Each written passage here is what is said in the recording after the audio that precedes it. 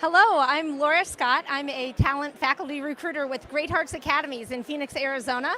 We're here today at our live hiring event. It's well attended. We have 24 academies, headmasters and hiring managers from all of our academies in the Phoenix area. We're thrilled that we have so many attendees that have come out today. And we're going to be meeting first with a couple of our headmasters and directors. We have Mac Esau. He's our executive director of upper schools in Arizona. And I'd love to talk with him a little bit about what an exciting event this is and what kind of traits we're looking for in our candidates that have come out today. So Mac, it's pretty exciting. We had a pretty good turnout. Yeah, it's been great, Laura. Thanks for having me here. We're really excited just to open up the house and bring in kind of all prospective teachers for the coming year. As you mentioned, we have 24 schools across the valley here, so everywhere up from Anthem down into Gilbert over to Buckeye. So wherever you find yourself in the valley, we're here and we're serving. So we'd love for you to come on out and join us and see if there's a match here at a school that you could be serving at in this coming year. Absolutely. So we have academies all around the area. We're here 5 o'clock till 7 o'clock tonight. So if you're on your way home from work, you're just wrapping things up with dinner, just head on over. If you have a copy of your resume, that's a great thing to bring with you. But if you don't, just bring yourself over. Our headmasters are really eager to meet you and find out about your background. Something that makes us unique as charter academies is that we don't require teaching certification or licensure. We do offer extensive teacher training before the school year starts and throughout the school year. So we don't expect you to just be put away as an island in a classroom and figure things out on your own. Lots of teamwork, lots of collaboration, and lots of accountability and oversight and professional development throughout the year. Mac, maybe you could speak a little bit to that. What do we offer our teachers throughout the year? Yeah, I mean, I'll just share from even personal experience. I've been with Great Hearts going on my 15th year, and just as we moved to Arizona, I've been in schools long before then, but never been part of an organization that, again, takes such good care of its people, both just in the work we're doing, in the mission investing, but also in the development of our skills. So really, the amount of professional development that happens with the teams, from the headmasters, the academic teams that are in place, is really something special. So everything from being involved in the curriculum that we're teaching and really understanding at a deep level, to looking at things like student growth data and how do we actually process that and use that to inform our instruction, all the way to how do we even work with students through the challenges of today, from mental health challenges or the like. Our work really is grounded in the pursuit and the cultivation of the true good and beautiful within our students, and that's work that we care deeply about with our teachers as well. So it's just really exciting work to be part of. It is exciting work, I can attest to that. So we have people from all kinds of different backgrounds that have come out tonight. If you start the school year, if you're kind of young in your teaching career, we have an apprentice program that can be a really attractive option to those who don't have classroom experience. Mac, maybe could you give us a little overview of what our apprentice program is? Yeah, absolutely. So if you're joining in the elementary grades, which we call our Archway program, that's our K-5 program. We have, of course, lead teaching positions. That's with all of our homeroom subjects from math and science, etc. We also have specials positions, so our students are able to take physical education and Spanish or Latin throughout the day, as well as arts and music. But supporting all of that work, often we call the glue of our school, are these teacher apprentices. And so if you're new to the field and thinking, hey, teaching might be something I'd like to be part of, I love to be around kids and I just want to learn what that work is all about, this is a great way to enter into the educational field. You would be part of a section of students, so you have one lead teacher, typically, again, 28 students, and really along with that lead teacher, you're helping, again, craft that day to make it as a positive and beneficial learning experience.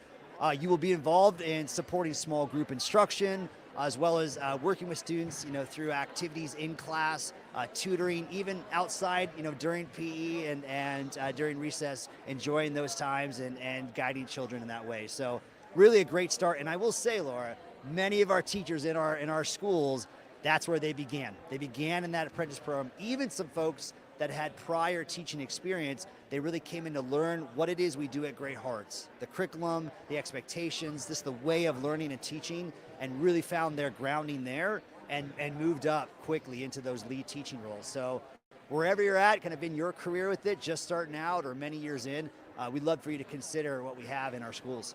Excellent, thank you very much, Mac. Yeah, we have, as Mac mentioned, there's a lot of leadership opportunities too at Great Hearts Academies, and we love to take teachers who have had experience working as an apprentice, as a lead, maybe on the upper school side, and when leadership opportunities become available or administrative positions, we look in-house first and try to make sure that we're giving opportunities for leadership as well as teaching. Yeah. So. Yeah, no, I know that most organizations, that's kind of a common theme is hiring from within, but if you're something you're looking for in terms of leading of schools, whether it's from an academic side as a dean or directing of operations, office management, or even all the way up to being a headmaster of our school, we really do look from within because our model, what we offer, is quite unique, and yet we find that this is a place where people want to continue to grow. We see their capacity for larger impact. And so if you think about even our 24 schools, I believe at this time at least 20, if not more, of those headmasters all began in positions, before that role, from the classroom, even teacher apprentices, as I mentioned before, through deans, et cetera, all the way up to being school leaders. So it's a great place to grow, even in that work from the classroom into the administrative space. Excellent, thank you very much.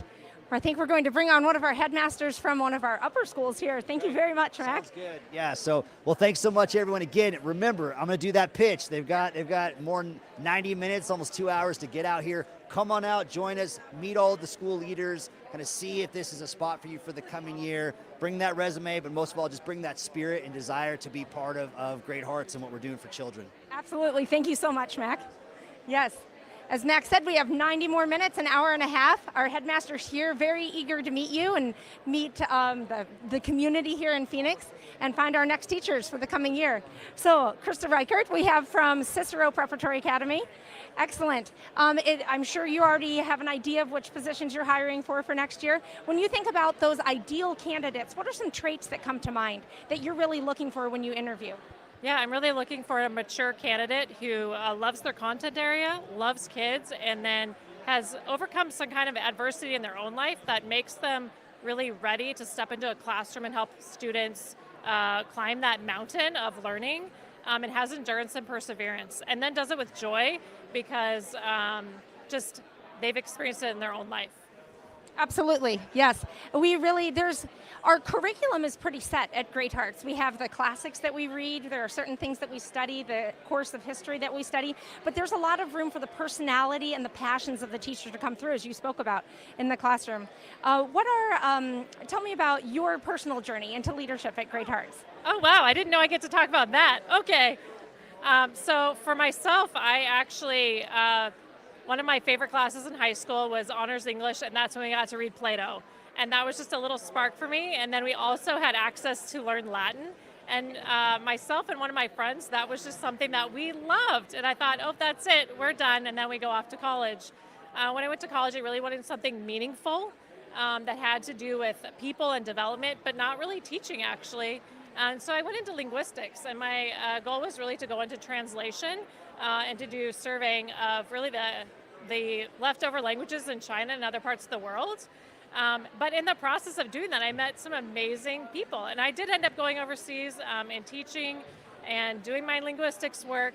And the more I got to know kids and different anthropologies, I realized that really teaching is anthropology. You're getting to know not only your students, the content area, and then you're thinking about how to have that conversation together. And then having my own kids and bringing them up in the classics.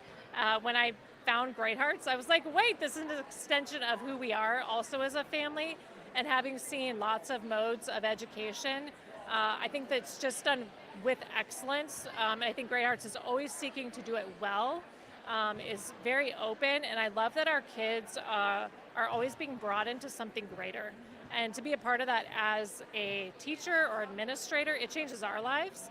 And that's what made me want to keep going into leadership, because I want to be a part of not just the kids growing, but also the faculty and staff, and therefore the parents. Yes, I agree. Yes, I can attest to that too, that is what happens at our academies. We're a community of lifelong learners, very much so. We're not just here to to dish out knowledge to the students, but to really engage them in that process of discovery and the pursuit of things that are true and beautiful and good and worthwhile. And if you go on our website and you read about what it's like to work at Great Hearts Academies, you'll find descriptions of our professional development and our book lists. And if that resonates with you and you think these are the kind of things that I think children should be learning these days, come on out and meet us here. You can find us out here until 7 p.m. tonight. Come as you are and walk through the door. We'll make sure to connect you with our hiring headmasters and give you opportunity to learn about our teaching opportunities and career development within Great Hearts Academies.